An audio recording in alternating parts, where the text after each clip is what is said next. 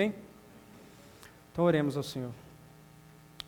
Pai bendito, louvado e engrandecido é o Teu nome, Senhor. Pai, nós como a Tua igreja, oramos ao Senhor nessa manhã, te pedindo, Deus, fale aos nossos corações, ministre o Teu Evangelho aos nossos corações. Pai, que ao ouvirmos o Teu Evangelho, Pai, possamos nos arrepender e crer, dar a resposta adequada a Ele, Pai, de modo que o Teu nome seja exaltado e glorificado em nossas vidas, Pai. Que as pessoas vejam a Tua glória resplandecendo em nossas vidas. Eu te peço, Pai, que nessa manhã eu não seja um empecilho, antes o Senhor me use como instrumento nas Tuas mãos, para falar o que o Senhor deseja ao Seu povo. Senhor, oro no nome do Seu Filho Jesus. Amém. Amém. Se puderem abrir a Bíblia de vocês, um texto de Deuteronômio, capítulo 6, a gente vai ler os versos 4 ao 9. Amém? Enquanto você abre aí em Deuteronômio, gostaria de trazer uma reflexão para nós. O que une cristãos no mundo inteiro é o Evangelho. É o Evangelho de Jesus Cristo. Mas, e se eu te perguntar nessa manhã, o que é o Evangelho? O que você me responderia? Qual seria a sua resposta para essa pergunta? Qual é a resposta que você dá para essa pergunta? É engraçado que, nesse tempo de discipulado, a lição que talvez mais mexa e perturbe a mente das pessoas, que mais deixam elas exaltadas, é a lição 3, onde nós nos dedicamos a estudar o Evangelho. Porque normalmente, quando a gente começa a expor o Evangelho, é comum eu ouvir frases do tipo, eu nunca tinha ouvido isso. Como assim? Isso é o Evangelho? Everton, talvez eu nunca tenha crido no Evangelho. E verdadeiramente algumas pessoas chegaram aqui nessa igreja e disseram isso. Eu achava que eu cria no Evangelho e não creio. Hoje eu descobri e aprendi o Evangelho e eu creio no Evangelho agora. E gente já batizada optou, por exemplo, por batizar novamente, porque entendeu que aquilo lá foi só um banho de água. Porque não tinha a compreensão correta do Evangelho. Eu acredito que talvez, para essa pergunta, o que é o Evangelho, você tenha respondido coisas do tipo, é a mensagem de que Deus perdoará os seus pecados, se você crê nele. Ou é a boa notícia de que Deus ama você e tem um plano maravilhoso para a sua vida. Talvez você tenha dito que, não, o Evangelho é que você é filho de Deus e que Deus quer que seus filhos vivam uma vida abundante, próspera e bem-sucedida. Porque é o que muita gente tem pregado e dito por aí a respeito do Evangelho. Mas será que essas afirmações e até mesmo aquilo que passou pela sua cabeça quando eu te perguntei o que é o Evangelho, será que isso é realmente o Evangelho? E se é, como é que essas várias afirmações se harmonizam e nos contam algo a respeito do nosso destino eterno que pode mudar as nossas vidas de uma vez por todas?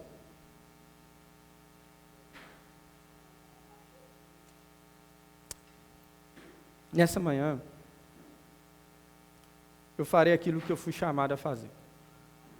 Falarei do Evangelho.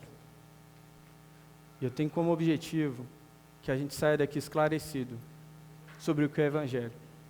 E que pelo Espírito Santo possamos ter os nossos corações sondados, para que realmente possamos avaliar se nós cremos ou não no Evangelho verdadeiramente. Amém? Então leiamos.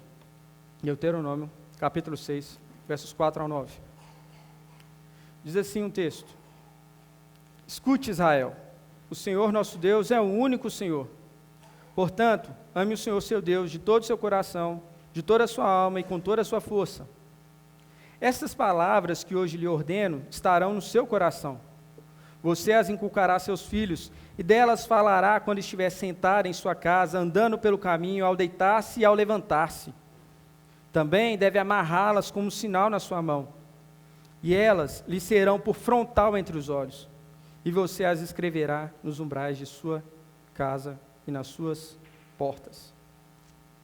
A verdade sobre o Evangelho é que existe um único e verdadeiro Deus. E Ele se apresenta com um nome, tetragrama sagrado, Yud, Re, Vav, Re, que com muito exercício a gente pode dizer que, uma forma abrasileirada, Yahvé. Yahvé é o único Deus verdadeiro. E Moisés começa dizendo: ouve Israel, escuta Israel. O Senhor, e a sua Bíblia provavelmente está aí com a palavra Senhor com todas as letras maiúsculas, porque no texto original em hebraico aparece a palavra Yahvé. Yud, Re, Vav, Re. E ele usa 2 vezes essa expressão. Na primeira, apresentando o nome pactual de Deus. O nome que ele revela a Moisés no monte, quando Moisés pergunta: quem eu direi que é o Senhor para o povo? E Deus fala: eu sou o que sou, ou eu serei o que serei. E aí ele dá esse nome ao povo, como se esse nome representasse aquilo que Deus propõe ser para o povo.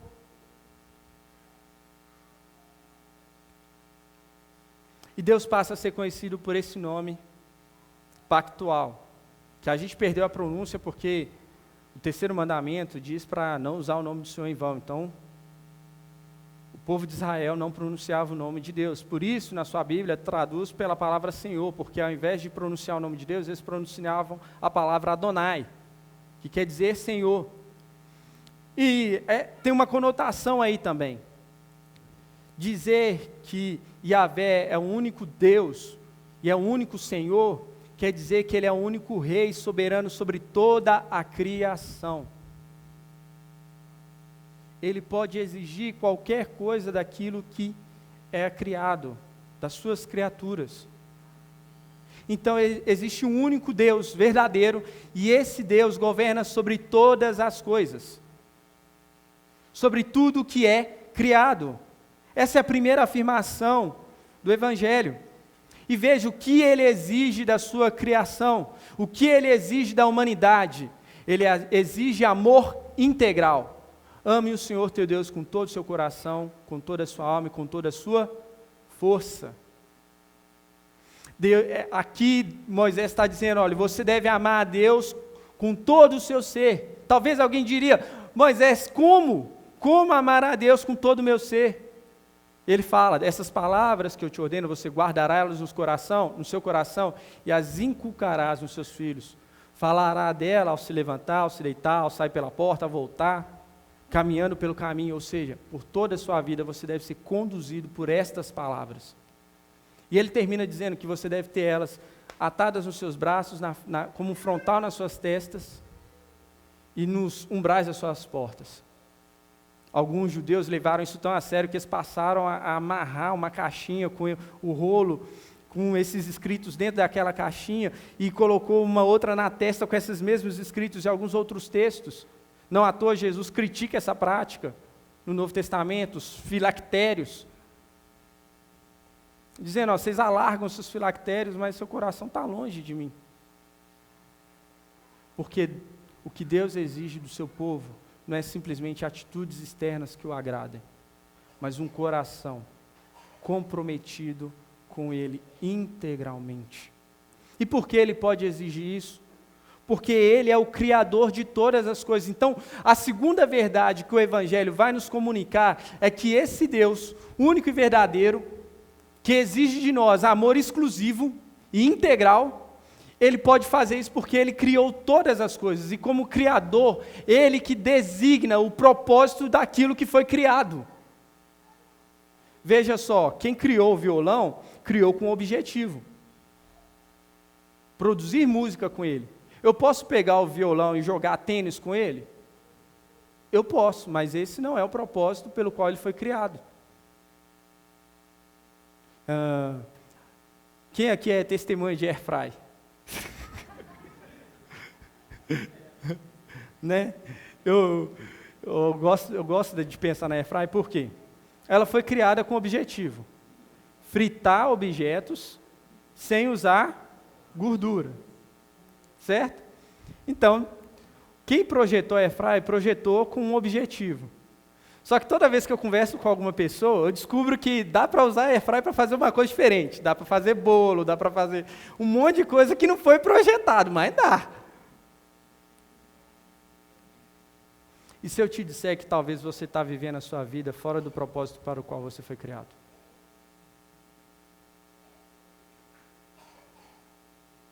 Que você é como uma Airfryer, que está perdendo tempo com bolos, quando poderia estar assando um belo cordeiro ali.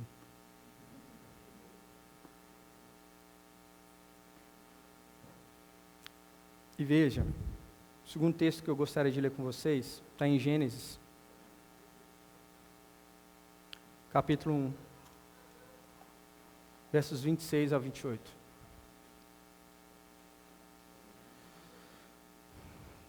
Yahvé, Deus, Ele cria todas as coisas. Cria o céu, cria a terra, cria as árvores, os animais. E por fim, Ele cria o ser humano. E aí sobre o ser humano, Ele diz algo especial, que eu queria ler com vocês nessa manhã. Ele diz o seguinte: Deus disse: façamos o ser humano à nossa imagem, conforme a nossa semelhança. Tenha ele domínio sobre os peixes do mar, sobre as aves dos céus, sobre os animais domésticos, sobre toda a terra e sobre todos os animais que rastejam pela terra. Assim Deus criou o ser humano à sua imagem, a imagem de Deus o criou. Homem e mulher os criou. E Deus os abençoou e lhes disse: sejam fecundos, multipliquem-se, encham a terra e sujeitem-na. Tenham domínio sobre os peixes do mar, sobre as aves dos céus e sobre todo o animal que rasteja pela terra. Ao criar o ser humano, Deus define qual é o seu propósito: ser imagem e semelhança dele e governar sobre a terra, sobre a criação. Esse é o propósito humano. Mas vejamos, o que quer dizer ser imagem e semelhança de Deus? Aqui existem dois aspectos que nós precisamos olhar sobre o que é ser imagem e semelhança de Deus. A primeira é que imagem e semelhança de Deus é como uma vocação que Deus colocou em todo ser humano. Todo ser humano nasceu com um desejo por Deus. Como que ele não seria completo se ele não se encontrar com o seu Criador. Não à toa, Agostinho vai dizer que inquieto anda o nosso coração enquanto ele não repousar em Deus. Então, Deus criou o homem como uma espécie de espelho, que ao se relacionar com ele, refletiria a glória de Deus para a criação. O Igor Miguel, ele vai dizer que é como uma espécie de espelho angular, que, direcionado para Deus, receberia a glória de Deus e refletiria ela para a criação. Essa vocação que Deus colocou no homem. Por isso nós incessantemente buscamos sentido para a nossa vida. O problema é que o homem anda longe desse sentido, e a gente vai ver isso mais para frente, porque o sentido da nossa vida está em Deus, em conhecê-lo, saber quem Ele é, porque conhecendo e sabendo quem Deus é, nós conheceremos quem nós somos e o propósito pelo qual estamos aqui. Encontraremos satisfação para as nossas almas. Então, se o Evangelho nos apresenta, antes de tudo, um Deus que é único e verdadeiro, que criou todas as coisas, ele também afirma que Deus criou o homem para ser sua imagem e semelhança, a fim de refletir a sua glória para o mundo. E não de qualquer modo. Aqui existem também o conceito de representação. E aí a gente pode olhar sobre duas perspectivas. A primeira é que, analisando o texto de Gênesis, comparando ele com outras narrativas de criação da sua época, é que Deus estava criando um grande templo. A criação seria o grande templo de Deus, onde ele seria adorado por todas as suas criaturas. E como todo templo, o que há no templo, gente? Um sacerdote. alguém que interceda junto de Deus, alguém que comunique a vontade de Deus, alguém que fale a respeito de Deus e apresente esse Deus ao mundo. E a humanidade foi criada com esse propósito de apresentar a Deus ao mundo, de revelar a sua glória ao mundo. Mas não só isso. Imagem e semelhança também remete à função de um governador enviado por um rei, a fim de representá-lo como um embaixador. É como se Deus tivesse colocado o ser humano sobre toda a criação para governar como seu representante. Esse é o propósito para o qual o homem foi criado. Representar Deus. Mas deixa eu te fazer uma pergunta nessa manhã. Olhando para o mundo do jeito que ele está hoje, olhando para o ser humano, você diria que ele representa Deus? Você diria que o caráter de Deus está representado na humanidade? Se sim, que Deus estaria representado na humanidade hoje? Um Deus violento? Egoísta? Só pensa nos seus interesses? Malfeitor? Blasfemo? Mentiroso? Que de vez em quando faz umas coisas boas? Mas será que é esse o caráter de Yahvé? Será que é isso que Deus diz a respeito de quem Ele é, do seu caráter? E aí, tem algumas pessoas já rindo, porque provavelmente já deduziu que eu vou falar sobre o texto de Êxodo, capítulo 34, versos 6 e 7. Onde Deus revela o seu caráter ao povo. E eu falo que eles devem estar rindo, porque toda semana, com todo mundo que eu estou conversando, eu estou falando desse texto. Porque eu tenho realmente meditado sobre o caráter de Deus. E eu queria que vocês lessem comigo.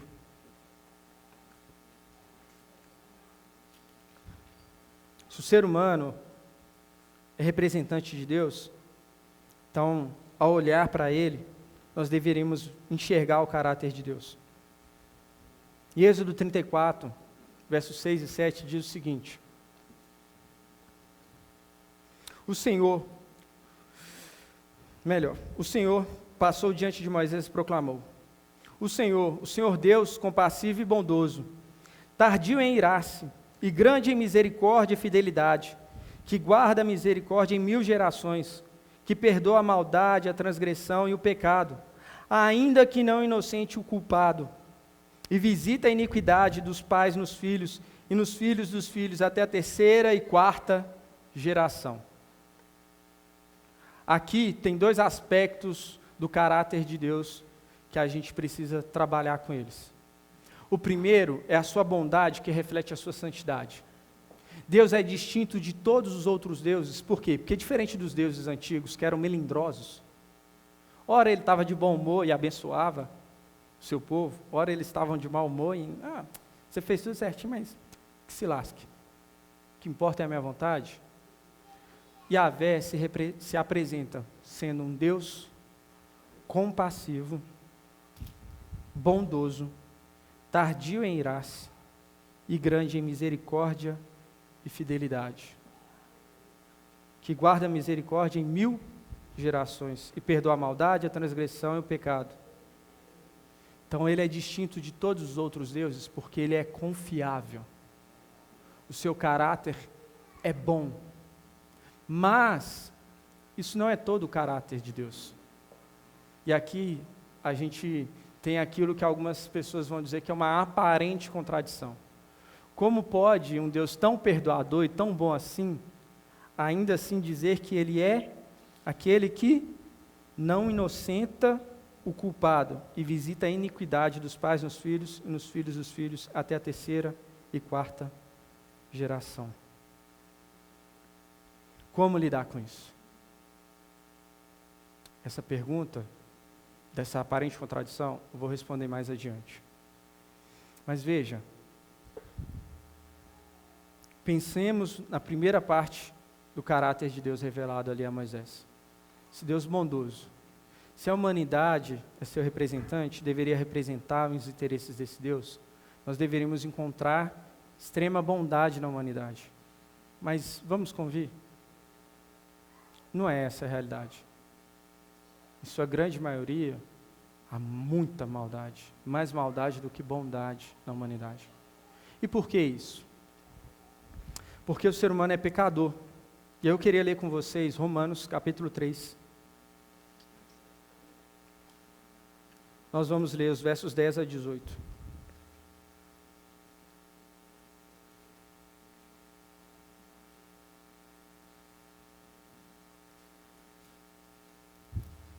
E o verso 23 também.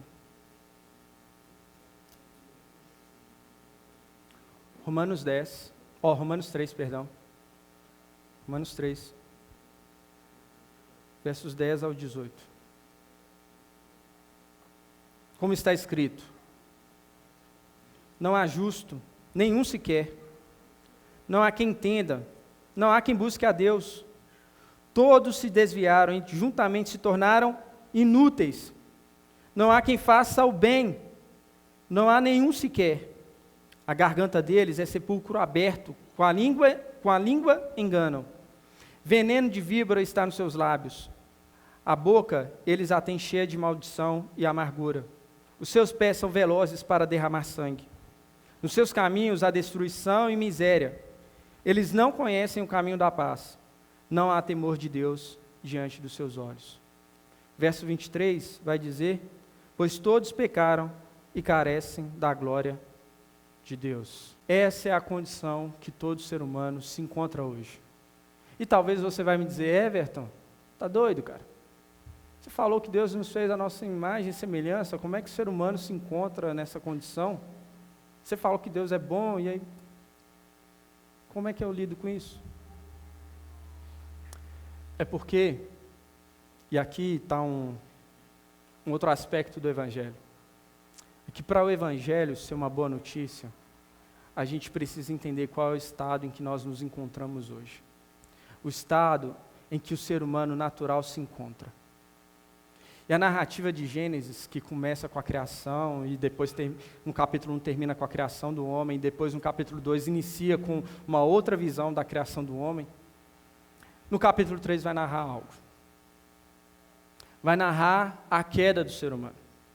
E veja, dos versos 1 a 7, mostra como a humanidade pecou contra Deus. Deus, tendo dado tudo para o ser humano usufruir, disse: olha, de menos daquela árvore ali, do fruto do conhecimento do bem e do mal, você não come. Você pode comer de qualquer coisa, de menos daquela árvore ali. E o texto narra que a serpente, enganando Eva, ela come do fruto, e logo em seguida ela dá a Adão, e Adão come do fruto também. Desobedecendo a ordem de Deus, direta. E veja, não só isso, quebrando o propósito para o qual a humanidade foi criada, que era governar sobre a criação. Agora ela está se sujeitando à criação, obedecendo e seguindo as orientações da serpente. E aí, a situação logo em seguida é de colapso total. Por quê? Porque se em Gênesis 1 e 2 o relacionamento de Deus com o homem era harmonioso e da criação estava tudo correto, tudo funcionando perfeitamente como deveria ser, agora já os relacionamentos se desfizeram. Por quê? Porque verso 8 vai dizer que o homem foge da presença de Deus, ao saber que ele está chegando. Ou seja, aquele Deus que vinha se encontrar comigo na viração do dia e que não tinha problema, agora eu fujo da presença dele. Mas não só isso, a percepção que ele tinha de si e do outro mudou também, porque quando Deus chega e fala: olha, onde você estava? Adão diz: eu percebi que eu estava nu. Ou seja, o que mudou nesse homem que antes ele estava nu e isso não era problema para ele, mas agora é algo do qual ele se envergonha. É porque o pecado entrou.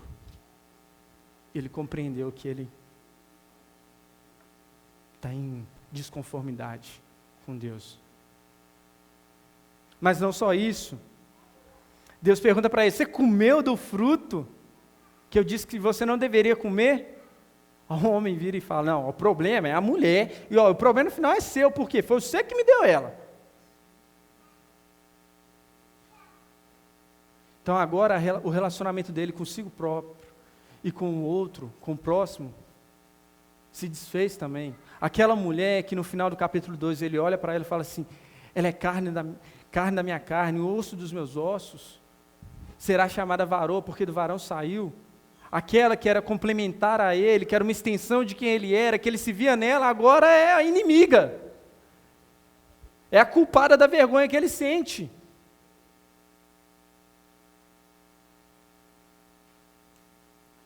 Mas não só isso. A relação com a criação mudou. Porque quando Deus começa então a dar a sentença a cada um deles, ele vira para o homem e diz assim, olha, a partir de hoje, você vai comer do suor do seu trabalho. Porque trabalho já existia, gente. Já existia.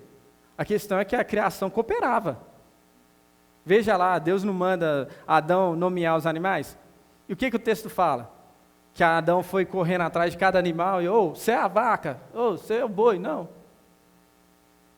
Deus mandou e os animais vieram e se apresentaram a Adão, e Adão foi dando nome a cada um deles. Tinha harmonia. E agora a sentença é, você vai trabalhar e a terra, ao invés de cooperar, te dar frutos, ela vai produzir erva daninha e espinhos. Como se dissesse, daqui você não vai pegar nada não. Se você quiser pegar alguma coisa, você vai ter que lutar comigo. Então o pecado e a desobediência do homem colocou toda a criação harmoniosa de Deus em um completo caos. A ponto de que Deus tem que sentenciar o homem a viver afastado do seu jardim. E essa é a condição que o homem vai vivendo. E o texto bíblico vai narrando, logo no capítulo 4, o primeiro homicídio, logo de seguida, assim, nasce 2 filhos, um mata o outro. Aí no capítulo 5, Deus restitui Abel, dando 7. Aí você tem toda a genealogia lá de 7.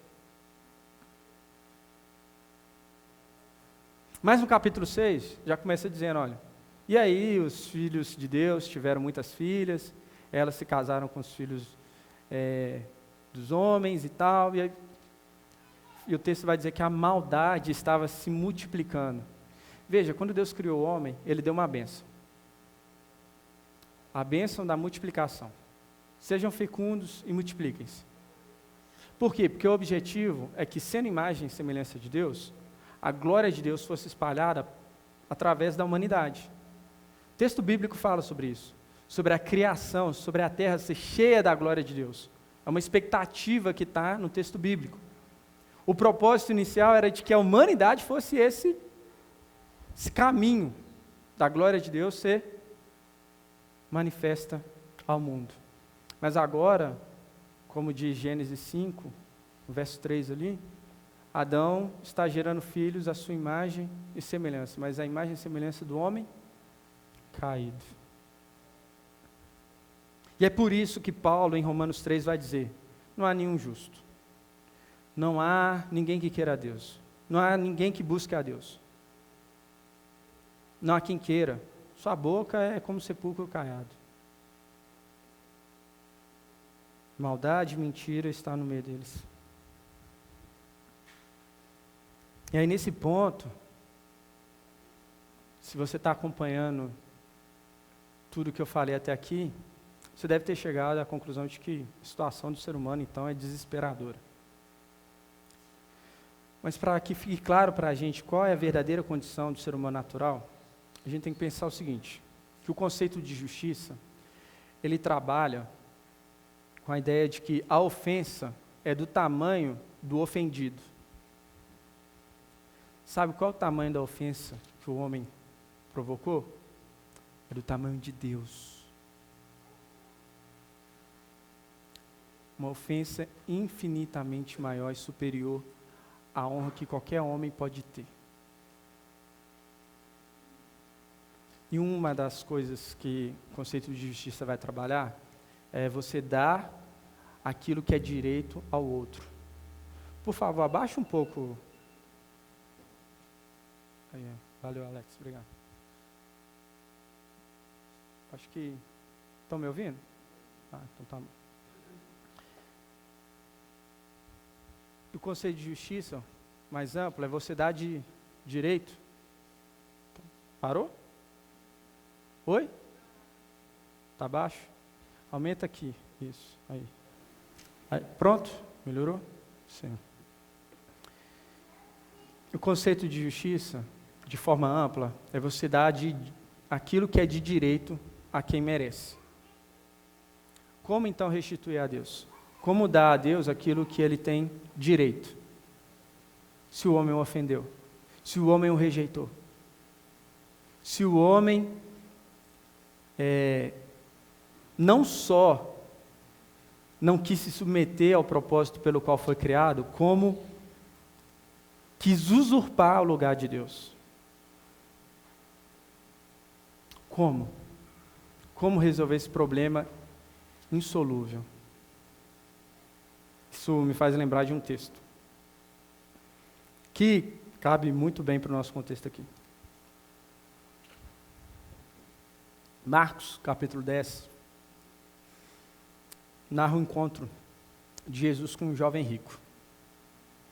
E veja, naquela época, para um judeu, um sinal, uma evidência de que você era abençoado por Deus, eram as suas riquezas. E veja, tem muita gente que prega um evangelho hoje em dia, que é muito parecido com isso, né?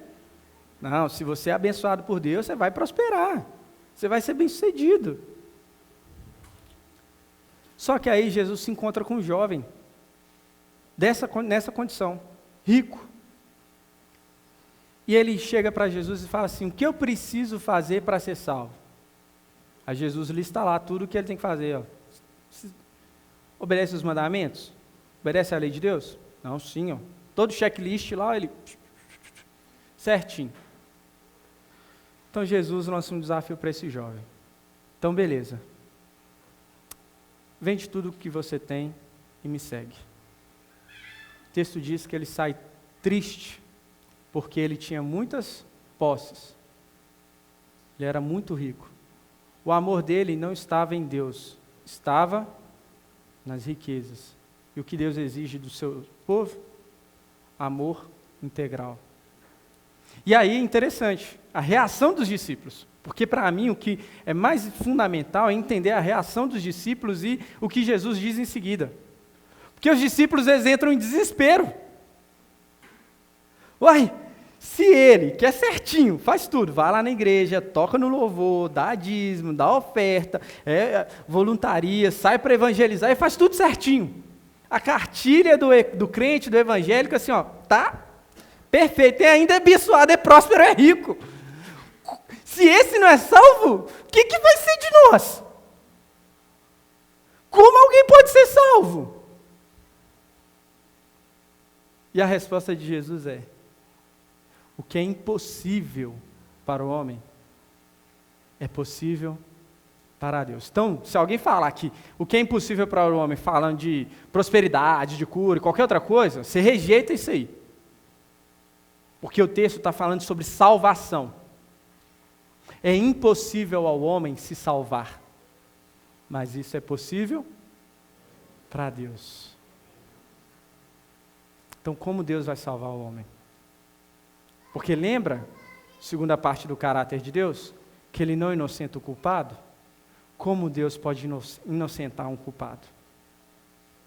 Como? Como Deus ainda pode ser santo e justo? Bom e justo. E aí um texto que muita gente sabe de cor e eu gostaria que a gente lesse nessa manhã. João 3. Verso 16, a gente vai ler até o verso 19.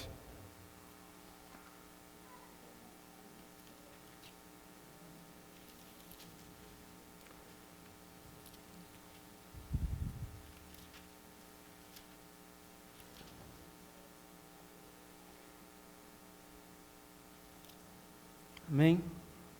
João 3, 16, diz assim: porque Deus amou o mundo de tal maneira que deu seu Filho unigênito, para que todo que nele crê não pereça, mas tenha a vida eterna. Porque Deus enviou o seu Filho ao mundo, não para que condenasse o mundo, mas para que o mundo fosse salvo por ele. Quem nele crê não é condenado, mas o que não crê já está condenado, porque não crê no nome do unigênito Filho de Deus. A condenação é esta: a luz veio ao mundo, mas os homens amaram mais as trevas do que a luz, porque as suas obras eram más. A boa notícia do Evangelho, meus irmãos, é que Deus, na pessoa do Filho, veio ao mundo e fez por nós aquilo que nós éramos incapazes de fazer. Essa é a boa notícia do Evangelho.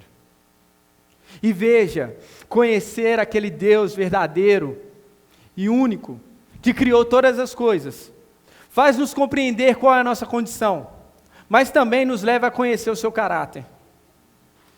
E para conhecer o caráter de Deus de forma especial e ainda mais profunda, Deus nos enviou o seu Filho,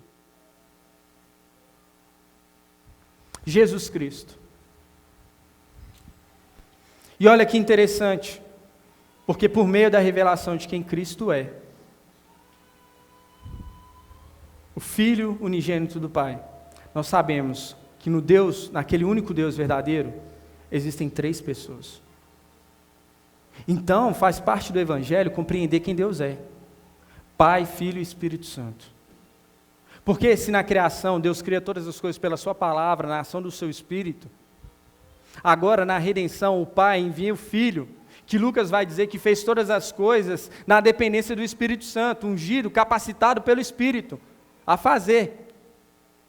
Então esse Deus, Pai, Filho e Espírito Santo, está intimamente envolvido em trazer para perto de si e ter paz com a humanidade.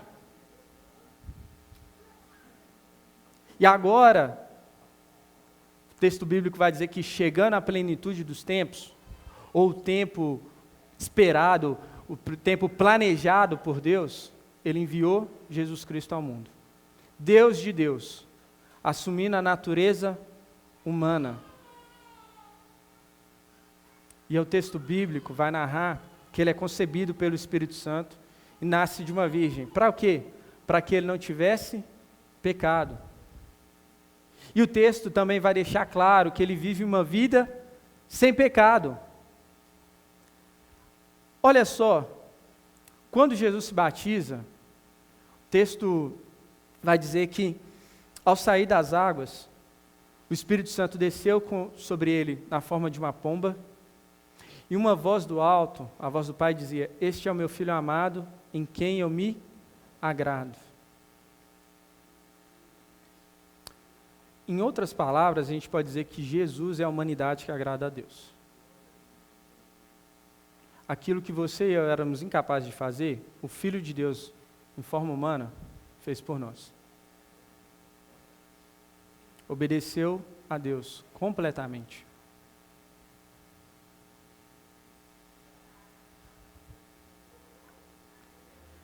Para cumprir a sua justiça. Não à toa, 2 Coríntios, no capítulo 5, verso 21, vai dizer que aquele que não tinha pecado, se fez pecado por nós, para que nele fôssemos feitos justiça de Deus.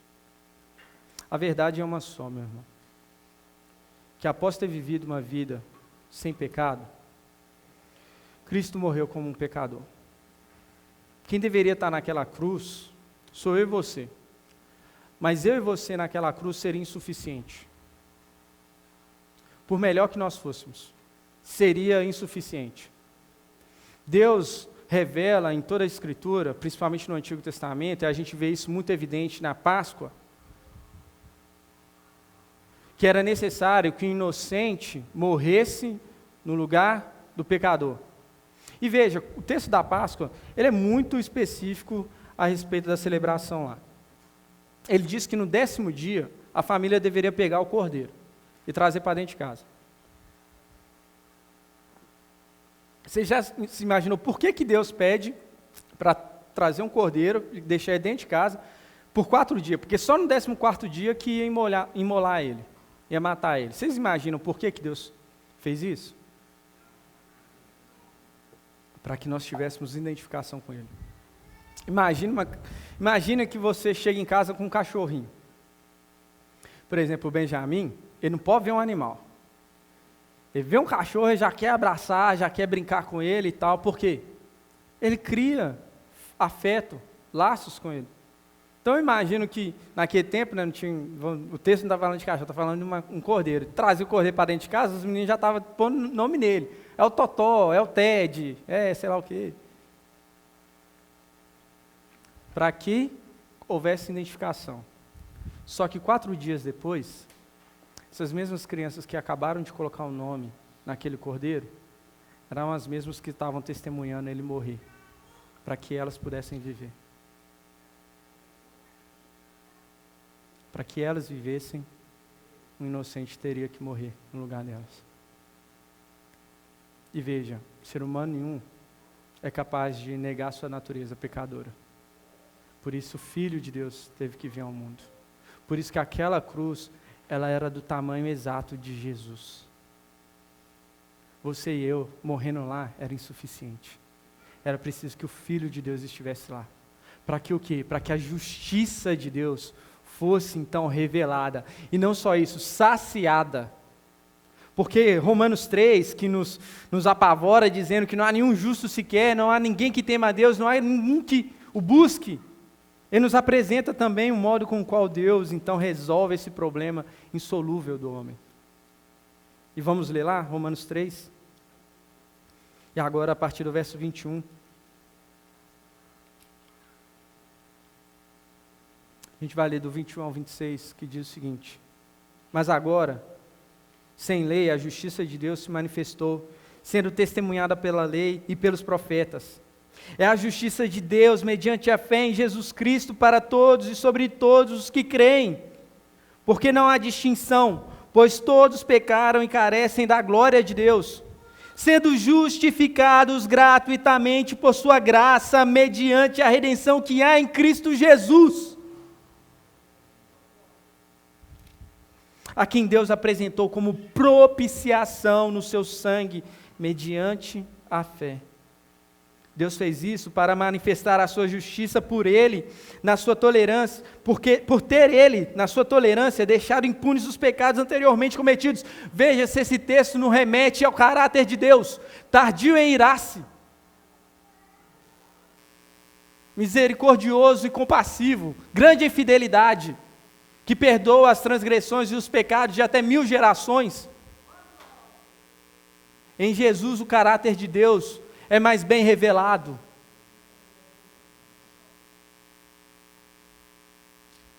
Mas ele também faz isso para revelar a justiça de Deus, para que Deus seja justo e justificador. Veja verso 26. Tendo em vista a manifestação da sua justiça no tempo presente, a fim de que o próprio Deus seja justo, não inocente ou culpado, justo, mas também justificador daquele que tem fé em Jesus. Em Jesus, nós vemos que aquela aparente contradição no caráter de Deus, na verdade, é a mais bela afirmação a respeito de quem Deus é. Porque ao ler lá em Êxodo 34, 6 e 7, que Deus é bondoso, compassivo, tardio em irar-se, grande em fidelidade e misericórdia, a gente deve ver a cruz, a gente deve ver Jesus. Jesus e a sua cruz é salvação para o que crê, mas também é condenação para o que não crê. E talvez a dedução lógica de tudo que foi dito até aqui é: Everton, ok, eu entendi, existe um único Deus verdadeiro, Senhor sobre todas as coisas, Criador dos céus e da terra, que me criou, me fez a imagem e semelhança dele, mas eu sei que naturalmente eu não desejo, eu não busco, não há temor. E você diz que a solução e a salvação está em Jesus, mas o texto várias vezes fala que isso é pela fé. Como pode um homem pecador totalmente corrompido, que não deseja a Deus, que não busca a Deus, que é carente da sua glória, crê em Jesus Cristo.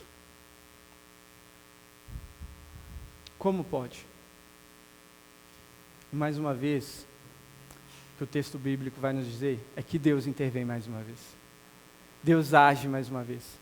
Mas agora, não na pessoa do Pai, não na pessoa do Filho, mas na pessoa do Espírito Santo. E eu queria ler um outro texto para vocês, que quem me conhece ouve eu falar dele várias e várias vezes. O texto de Ezequiel 36. A gente vai ler os versos 24 ao 27.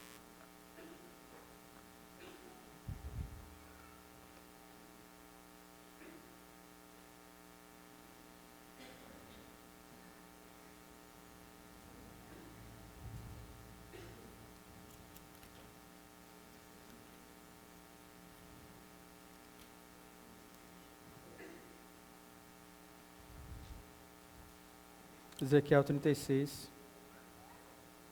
24 ao 27. O contexto do texto diz o seguinte: o povo de Israel tinha sido espalhado pelas nações, estava exilado. E ao irem para esses povos, chegando lá, eles vão afirmar que eles são o povo de Yahvé, só que ao invés das pessoas glorificarem a Yahvé e se sujeitarem a Ele, elas começam a profanar o nome de Yahvé. Por quê? Por causa da conduta do povo de Deus espalhado pelo mundo. E Deus vai denunciar o povo dele, dizendo: olha, vocês profanaram o meu nome entre as nações. E eu preciso resolver esse problema. E como Deus vai resolver esse problema? E aí então ele comunica isso através do profeta Ezequiel. Profeta Ezequiel. E ele diz o seguinte, verso 24: eu os tirarei do meio das nações, eu os congregarei de todos os países, e os trarei de volta para a sua própria terra. Então aspergirei água pura sobre vocês, e vocês ficarão purificados. Eu os purificarei de todas as suas impurezas e de todos os seus ídolos. Eu lhes darei um coração novo e porei dentro de vocês um espírito novo. Tirarei de vocês o coração de pedra e lhes darei um coração de carne. Porei dentro de vocês o meu espírito e farei com que andem nos meus estatutos, guardem e observem os meus juízos. Como Deus então resolve o problema desse homem que não buscava, que não desejava? Purificando ele dos seus pecados e dando a ele o seu espírito. Aqui requer uma reflexão da nossa parte. A ideia de aspergir água, não está falando de batismo presbiteriano, tá bom? Mas está ligado a uma prática que Deus manda o povo realizar em Números 19, verso 13 e 20, quando eles tivessem contatos com mortos. E faz muito sentido que o profeta esteja usando essa linguagem, porque o texto diz que quando eles tivessem contato com um morto, eles tocassem um morto, eles deveriam se purificar com águas. E vejam, aqui em Ezequiel, Deus está falando: eu vou purificar vocês das suas impurezas e dos seus ídolos. É como se Deus estivesse querendo dizer o seguinte: eu vou purificar de vocês dessa idolatria à coisa morta. E sabe o que é a coisa morta? É esse seu coração egoísta, que só pensa em você e no seu bem, que acha que é senhor sobre a criação e que sabe o que é melhor para a sua vida. Sabe o que é idolatrar a coisa morta? A sua visão de mundo a respeito do que é sucesso, do que é uma boa vida a ser vivida aqui. Idolatrar a coisa morta é seguir os desejos desse coração corrupto seu.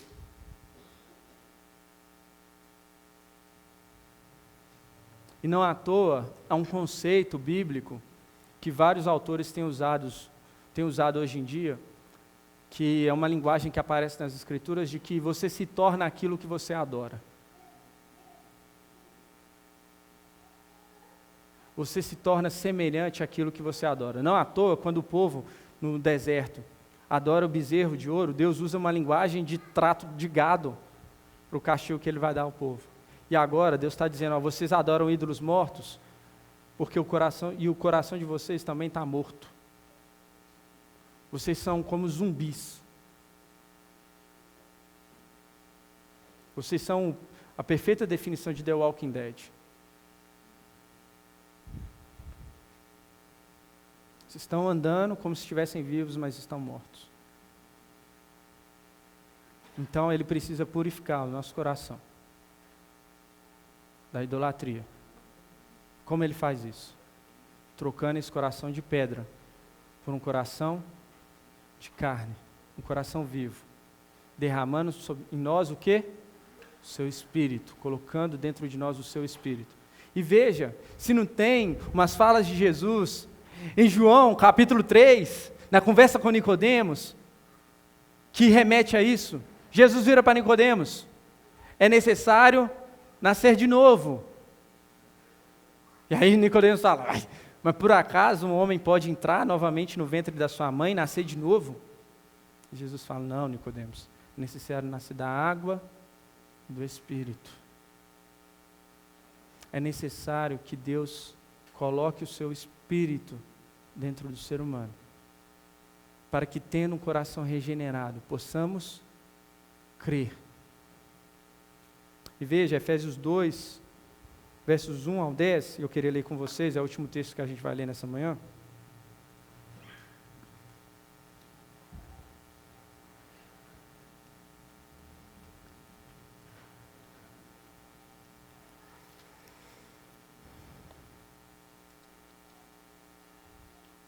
Ele vai nos dizer como Deus faz isso. Efésios 2, versos 1 ao 10.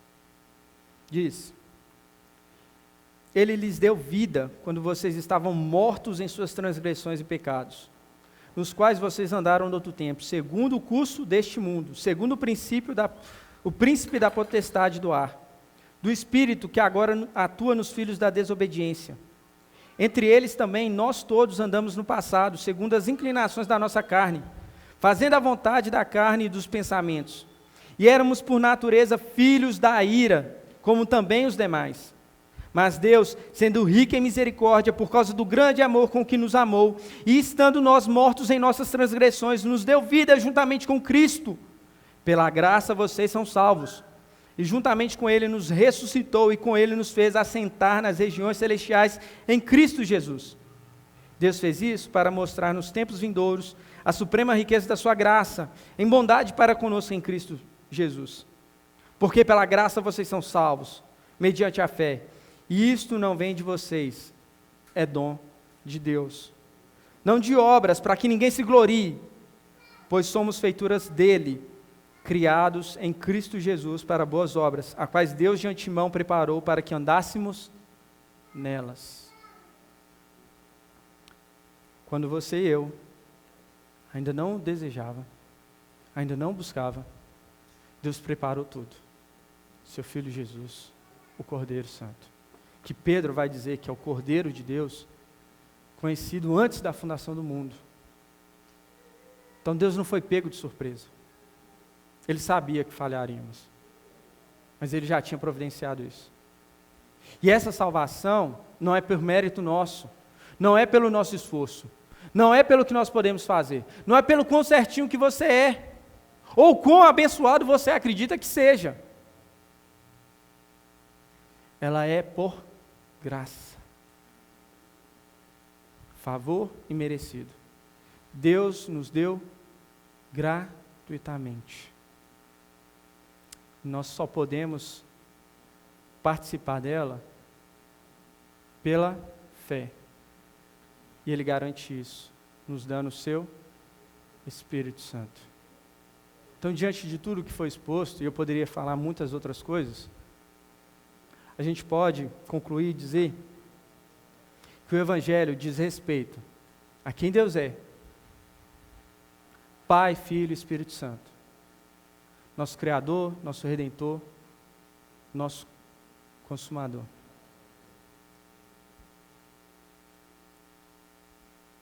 E aquilo que Ele fez. Ele criou todas as coisas. Ele providenciou um meio de redimir a humanidade. Ele nos deu fé que nós éramos incapazes de ter por nós mesmos. Nos concedeu isso gratuitamente por meio do seu Espírito Santo. Esse é o Evangelho. Jesus diz em João 17:3 que a vida eterna é esta: que conheçam a Ti, o único Deus verdadeiro, e a Jesus Cristo, a quem enviaste. O Evangelho diz respeito a quem Deus é, e aquilo que Ele fez por nós. A pergunta que você deve responder nessa manhã é: você crê nisso? Amém? Oremos.